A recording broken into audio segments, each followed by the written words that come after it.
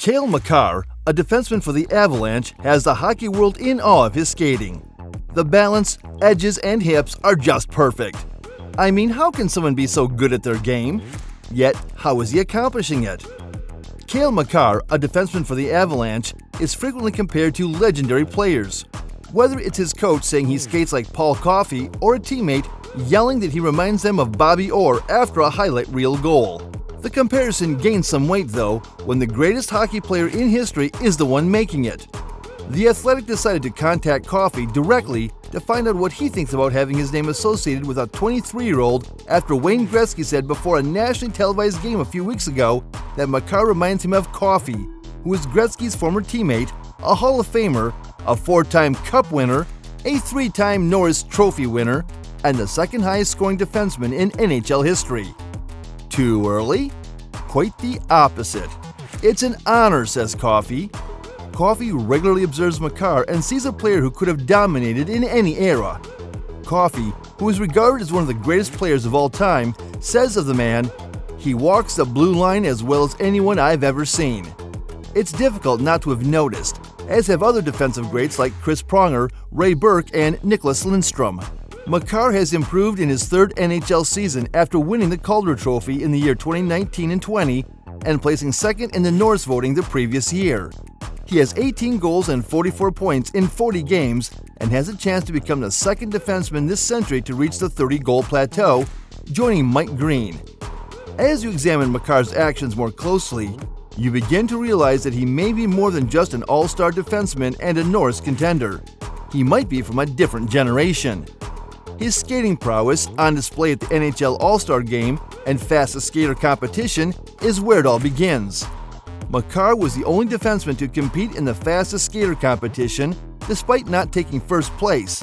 His stride and fluidity were again on display as he had 2 assists in the 3-on-3 game. It goes beyond pure speed with Makar. Makar's agility, strength, and creativity, his explosiveness off both the outside and also the inside edges of his skate blades, are cited by Coffey, elite skating coaches, and other top contemporary skaters as what makes him unique. He is challenging to play against as a result. Just ask Dylan Larkin, who currently holds the record for the fastest skater competition. The Red Wings forward says, "You never know what he's going to do. It could be a hip swivel, and he's down to the boards and past you, or he could tiptoe across the blue line and then hang on to it and then either protect it or shoot it. It gives me quite a headache." The NHL Player of the Year may be Cale Makar avoiding a skate to the throat from a teammate of his own. Cale Makar, a defenseman for the Colorado Avalanche, played a game. He had 9 shots on goal, 2 goals, 2 hits, 2 blocked shots, and 2 hits in Colorado's 7-5 victory over Ottawa. He spent the second most time on the ice, just over 24 minutes. Yet his performance might have occurred while he was sitting on the sidelines. We are unable to determine when the relevant play occurred because it is only available as a GIF. But when it did, the Avs season hung in the balance, and Makar's life probably flashed before his eyes. Makar has cat-like reflexes, so it's a good thing he won't be lost for very long. As Makar avoids a skate to the neck from Eric Johnson, a member of his own team says, "Oh my goodness, that was close." I'm genuinely surprised that line changes don't cause this to occur more frequently. Makar fortunately had his head turned to the side. Johnson would have been on the following flight out of town had he connected. You cannot slit the franchise's throat and remain alive. Knowing the Oilers would fail the challenge, several video coaches expressed their sympathy for their fellow Edmontonians. One person wrote, "I'm betting this one hasn't happened to them." They had no prior knowledge of it. A few GMs declared their support for the decision.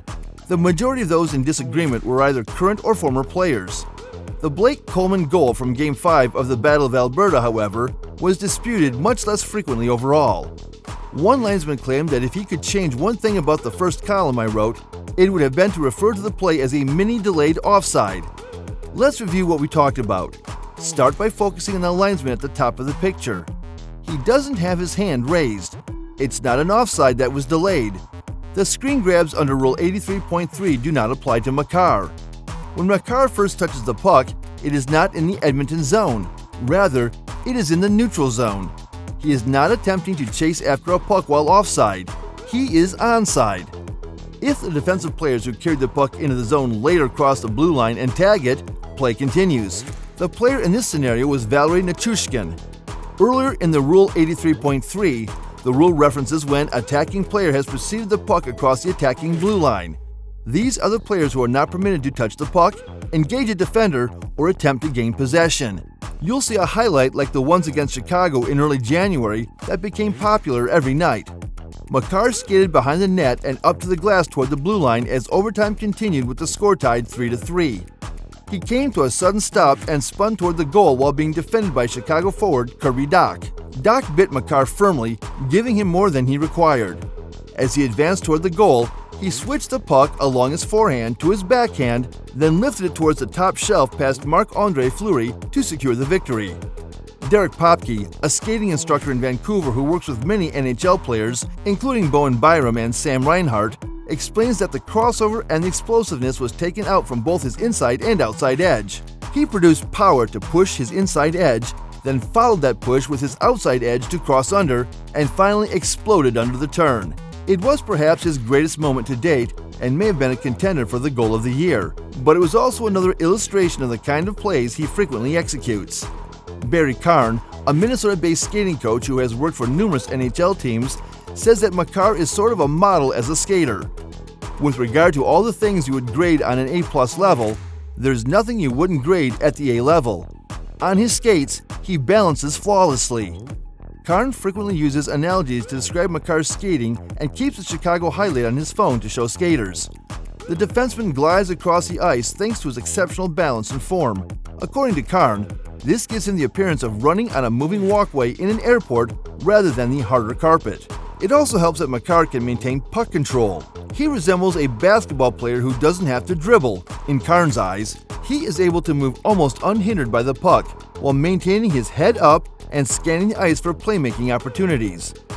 According to Karn, he can skate in a higher numbered gear than other people can, and it's easy and efficient for him. He is simply moving through the ice so much more quickly, really exponentially. Popke also thinks Makar makes the most of his skating potential by maintaining proper hand and puck placement. He asserts that such minor details are what distinguish average players from exceptional ones. Makar claims that a lot of his edgework prowess comes from opening his hips, which enables him to change directions quickly. Larkin is amazed by the defenseman's ability to accelerate while making this, and remarks that it reminds him of Sidney Crosby, who is the first player he can recall seeing do it well. He gains defensively from his skating as well.